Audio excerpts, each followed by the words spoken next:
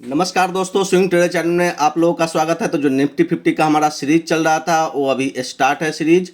और आप देख सकते हैं कि आज जो हमारा स्टॉक है वो बी सीरीज कंप्लीट हो जाएगा। आज ब्रिटानिया इंडस्ट्रीज लिमिटेड का पूरा एनालिसिस करेंगे, फुल एनालिसिस होगा ब्रिटानिया इंडस्ट्रीज लिमिटेड का।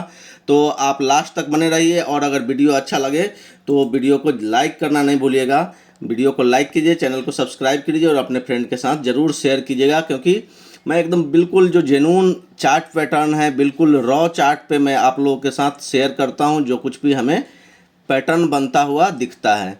तो चलिए दोस्तों, अब हम एनालिसिस शुरू करते हैं। तो आप देखेंगे कि ये पहला जो हमारा एनालिसिस का पैटर्न क्या रहेगा वो मैं बता देता हूं।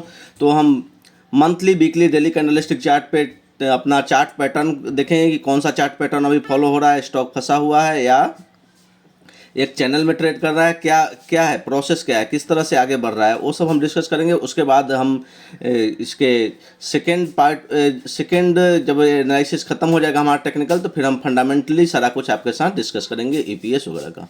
तो चलिए, मंथली कैंडलस्टिक चार्ट लगा हुआ है। मंथली पे आप देखेंगे कि प्राइस में काफ़ी अच्छा एक मोमेंटम है अपसाइड। स्टॉक ये बहुत बड़ा है, हाथी तो है ही, लेकिन सोया हुआ हाथी इसे नहीं बोल सकते हैं, ये दौड़ता हुआ हाथी है ब्रिटानिया इंडस्ट्रीज। और आप देखेंगे कि लगातार ऑल टाइम हाई ये बनाए जा रहा है।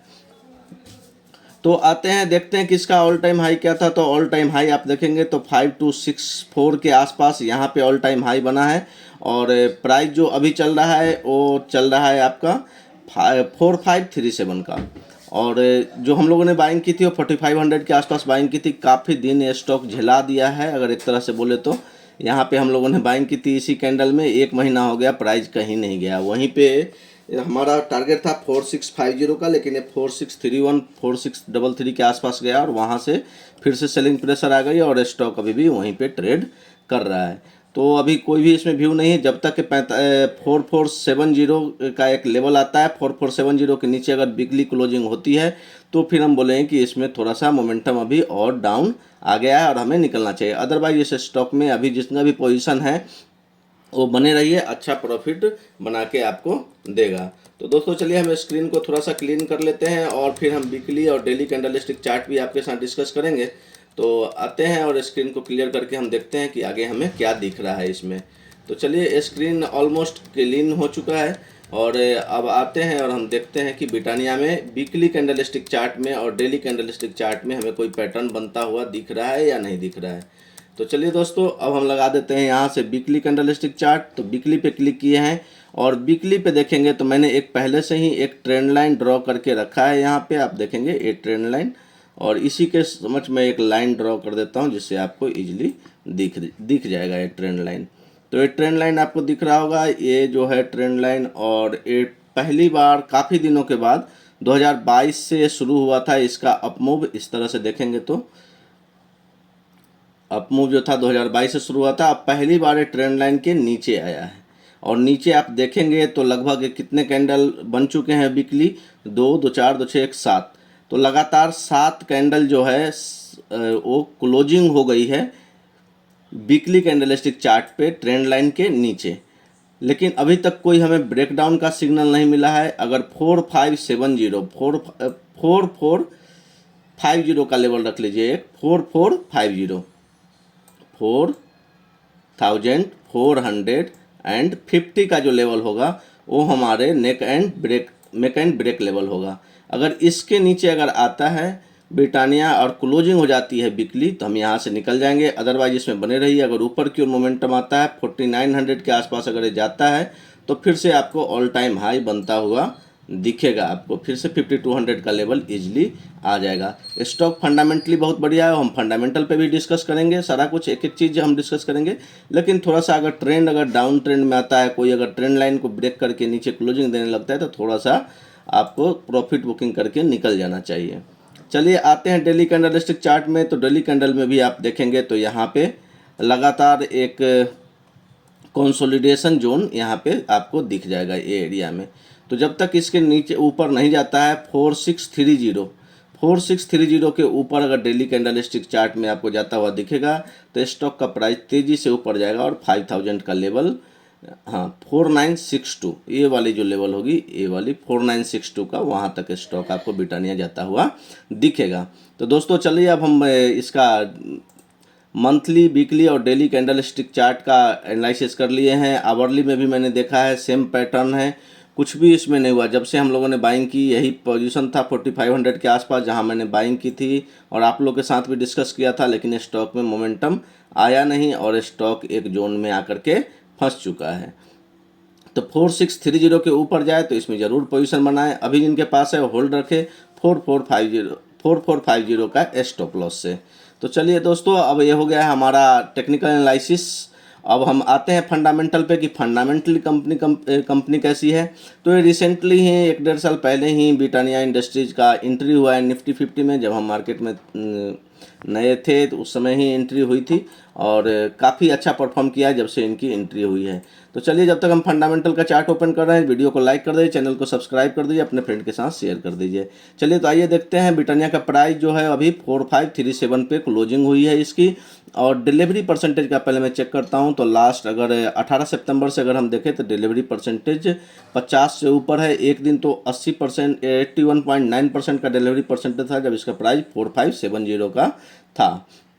और जिस दिन सेलिंग हुई है 4524 पे आई थी 28 सितंबर को, तो उस दिन जो था डिलीवरी परसेंट 52.4 था। तो जब भी सेलिंग प्रेशर आती है तो इसमें डिलीवरी परसेंटेज कम रहती है, मतलब डिलीवरी बेस्ड सेलिंग नहीं हो रही है। और जब बाइंग होती है तो डिलीवरी बेस्ड बाइंग होती है। तो एक अच्छी चीज़ ब्रिटानिया में देखने को मिल रही है। आइए देखते हैं टेक्निकल पे कि क्या रिटर्न दिया है।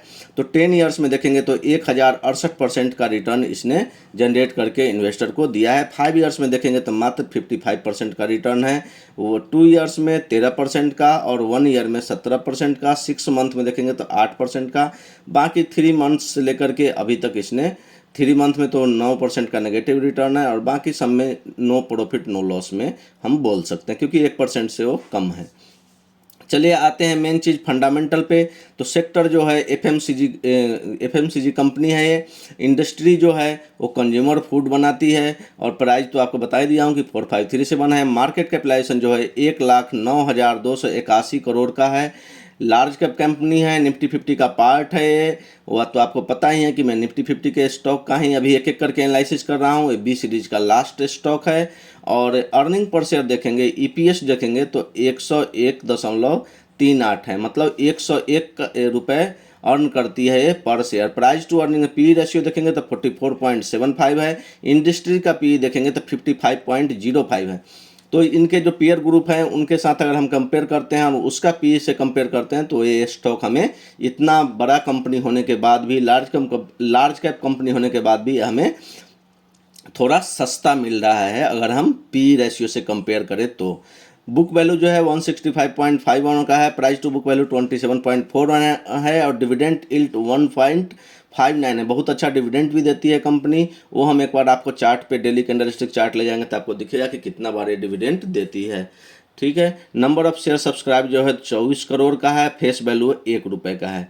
अब फाइनेंशियल देख लेते हैं तो देखेंगे फाइनेंशियल इसका स्टेबल है, स्लोली ऊपर की ओर जा रहा है। मेन चीज़ जो हमारा देखने का है, जो हमारे इन्वेस्टमेंट में बहुत ही यूजफुल है, वो है शेयर होल्डिंग पैटर्न। तो पहले हम प्रमोटर की होल्डिंग देख लेते हैं। जून 2022 में प्रमोटर की होल्डिंग 50.55 थी, जो कि कांस्टेंट है हर क्वार्टर में। और अभी जून 2023 तक इसकी जो होल्डिंग है प्रमोटर की वो 50.55, इसमें कोई भी फेरबदल नहीं है। मतलब प्रमोटर बिल्कुल कांस्टेंट है अपने डिसीजन पे, और यहाँ पे बड़ा मोमेंटम नहीं दिखेगा आपको, वोलेटिलिटी बहुत ज़्यादा नहीं दिखेगी, बिल्कुल फिक्स डिपॉजिट के टाइप रह सकते हैं।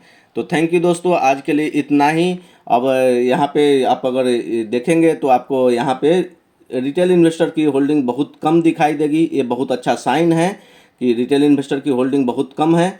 तो ये एक बहुत अच्छा साइन है। आप देखेंगे कि यहाँ पे 24% थी जून 2022 में, और ये घट करके 15.70 आ गए, तो बहुत कम होल्डिंग हो गई है। तो ये बहुत ही अच्छा साइन है कि इसमें इन्वेस्ट किया जा सकता है। प्राइस का मोमेंटम ऊपर आएगा क्योंकि सेलिंग वाले कोई है नहीं। तो एक बहुत ही अच्छा चीज़ हमें दिख रहा है। और एफआईआई की होल्डिंग देखेंगे तो एफआईआई ने अपनी होल्डिंग बढ़ाई है, अभी 21.29 हो गई है। और डीआईआई की होल्डिंग देखेंगे तो इसने अगर जून 2022 से कंपेयर करेंगे तो इसने 4% के आसपास की होल्डिंग बढ़ाई है।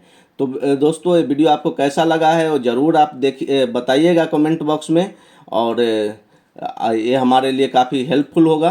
तो चलिए, आज के लिए इतना ही। इस वीडियो को यहीं पे एंड करते हैं। इस वीडियो को लाइक कीजिए, चैनल को सब्सक्राइब कीजिए, अपने फ्रेंड के साथ शेयर कीजिए। Thank you.